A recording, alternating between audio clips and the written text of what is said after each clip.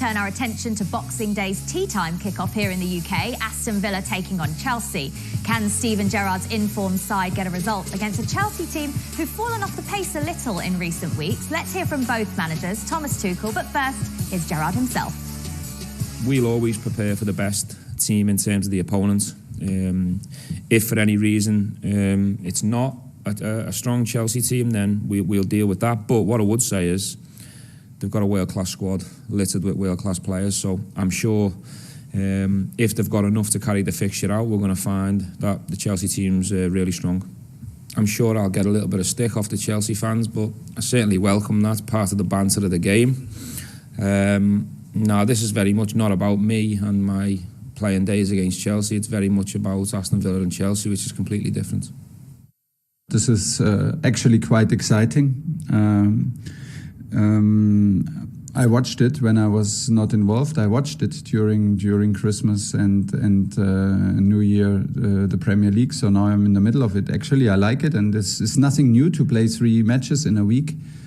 To play 3 matches in a week without 9 or 10 players, that is challenging the situation itself. We would love to be involved in all these competitions, and love to have the challenge with everybody. This is not the case.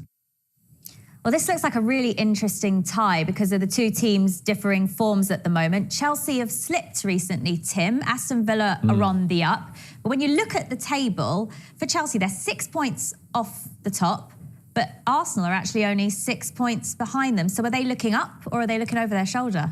I think they're looking up. They've had a dip, without doubt. You know, even if they haven't got beat, they've dropped 2 points in a few games. But if you're Steven Gerrard, you're relishing this. I mean, you've got a depleted squad coming towards you, because Thomas wants to tell us every minute he gets that his squad is depleted. But I'm not sure there's too many of us feeling sorry for him out there, because he's got a whole squad full of world-class players. But if I'm Gerrard and that group of players, even if there's a few missing, Stephen's right. You've got to prepare for the best Chelsea coming towards you. You don't know. They've got world-class players. They can turn it on whenever they want. But you just look for an edge. Look for an edge in the man. Look a little bit of confidence low. And I think at the moment, this confidence is certainly not high, Chelsea. If you can go ahead against them, I think it gives you a real chance, especially with rejuvenated Aston Villa. 1 win in the last 4 matches for Chelsea. Do you agree with Tim? Is this a good time for Aston Villa to face them? Yeah, definitely. But I still don't think it's a disaster. I think the form that Chelsea had been in previously has been fantastic, and it was only the beginning of the year. Most people were saying getting Lukaku would mean they're going to win the league. So it's one of those things where it's like, yes, they're not been on a great run, but they're still a top team. And I think in the Premier League now, you drop a couple of points, you can't afford to do that if you want to win the league, can you? So I still think they're still a great team, and I still think this game, yes, it's probably the good time to play against them, but I still think Chelsea will win. Jules, you've studied Thomas Tuchel probably a bit closer than most of us have when he was at PSG as a manager there. Did he ever have a slump like this, and how did he react to it and get a response out of his players? Not really, not in this way, in the sense that he doesn't understand how those individual mistakes have happened. The likes of Jorginho against United, against West Ham away especially. He finds that really frustrating, because he doesn't think that the issue or the mini crisis, if you want, is anything structural, something wrong with the team, for example. They still create enough chances. We saw that against Everton, where I think the XG was 2.4 and Everton XG was 0.3, and they drew 1-1. But there's clearly something missing. I think Conte was a big loss, and Tuchel admitted it. He said this is not the same team with Conte or without Conte, with the ball, without the ball. And they concede far many goals when he's not there than when he's there. So I think this is one thing, but everybody has players missing and injured. So he needs to find answers, and pretty quickly, because if you look at the fixtures, 2nd of Jan is home to City and home to Liverpool. 15th of Jan is away at City. By mid-Jan, they could be out completely of the title race, like literally completely. So he needs to find an answer pretty quickly. Do you echo that, Tim? Because you obviously can't win the league at Christmas, but you can lose it. Absolutely, you can be out of it. Jules is absolutely spot on. I talked about the head-to-heads early on the show, you know, with Man City. You know, they smell blood. Man City smell blood, and so will Liverpool. And they're not listening to all the noise about COVID this, COVID that. No, don't worry. Get on with the job. Beat these and put them to bed. If they lose them 2 games, and listen, this one going to do them no favours if they lose this one, by the way. But if we're talking about them beating the rest and then coming up to the head-to-heads, you need some confidence. You need some confidence going in. You don't need to drop points, because you're certainly out of it. Then you're looking to be are we going to hang on for the top 4? Because everyone else is coming up on the rails. So massively important. You're absolutely right. You can't win the league, but you can certainly lose it by February. Leanne, when you mentioned Lukaku a moment ago, just reminded me that the last goal he actually scored for Chelsea in the Premier League was against Aston Villa in the reverse fixture. That feels like such a long time ago. It was back in September. How important is it to have him back and have him firing? Because even when he has been playing recently, in and out of injury, he's not looked the same.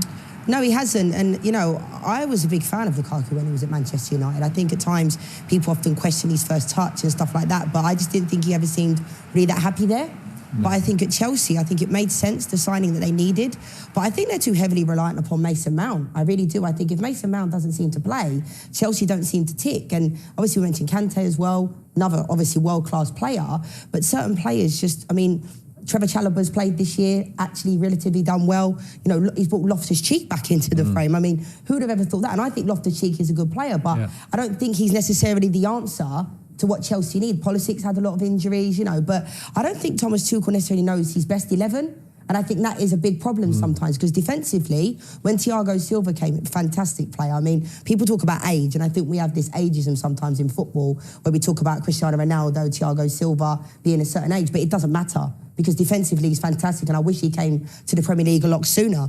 But I just think their best 11, I don't think Thomas Tuchel seems to have that down yet. And differently, Pep doesn't have to have the same 11 every week, but it's a completely different team, but they seem to be able to get the results. So it'll be interesting to see what Tuchel does now, because you're right, Tim, making these excuses about injuries. Chelsea's squad, I mean, come on, they have a third of... Conor Gallagher's still out on loan. There's loads of players. Billy Gilmore, there's loads of players that are still out on loan. The biggest gripe I think they can have, Leanne, is Chilwell. He was flying with Reece James. They were scoring goals from both sides when they did wing-backs, and he's put Alonso in there and playing exactly the same way. Now, Pep wouldn't do that because Alonso is not Chilwell. You know, he hasn't got the legs to be able to do that. He's a good player. He can balance them off the left. We know he can score goals himself. But defensively, he's not as good. He's not going to get up and down like Chilwell does. So sometimes you have to tweak it. And I think he's found it difficult. Obviously, Timo Werner's not been there, not been available. Kai Havertz, so they haven't really done it. Ziyech, they haven't really settled into a Chelsea shirt up to now. I need Lukaku back in. I think he is a good signing. I think he proved to be a good signing. And that is why they'll finish third in the league. Because of Lukaku. They won't be looking down because I think they'll get him fit enough to score enough goals to keep him up there challenging. OK, as for Aston Villa, 4 wins for Steven Gerrard out of the 6 matches in the Premier League, and those 2 defeats were against Manchester City and Liverpool. So not a bad start for him. What do you think the biggest improvement has been? Well, I think with the ball, I was at the Arsenal game for Villa when they lost 3-0, and Dean Smith tried something different, but when I look Matty Cash now under Steven Gerrard, and I look the Matty Cash earlier this season, I think it's different. He touches the ball far more in the opposition box. And it's exactly like James Tavernier used to play for Rangers. I think Stevie G relies a lot on his fullbacks, and in the 2 years at Villa, they're very good for what he wants them to do. But certainly, I think the momentum has changed completely there. I think Ollie Watkins is different player under Steven Gerrard than he was with Dean Smith this season, I mean. And they're doing a lot of good things. The game at Liverpool was a scrappy affair because I think he just wanted to defend. Maybe that was a wrong approach.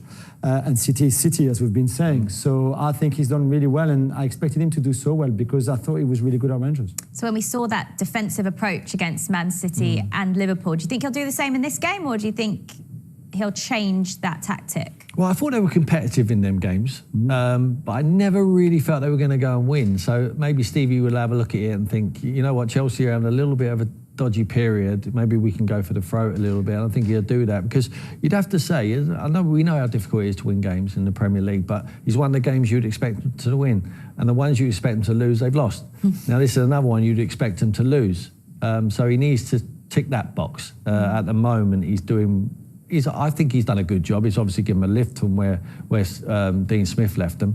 But I think it's a really, really important game for them. And I think they're capable of getting something out of the game. I'm not sure if it can be a victory. Does it make it more impressive, the victories he's got and the changes that he's made to this team, Leanne, that he's done it all throughout what is a really difficult time in the Premier League with players missing, injuries as well, but also the fact he's not had a transfer window yet. So come January, he'll have the opportunity to maybe add what he thinks this squad needs. Yeah, I mean, I was saying before, like to Tim, that when I look at Steven Gerrard, to me, he looks like a real manager.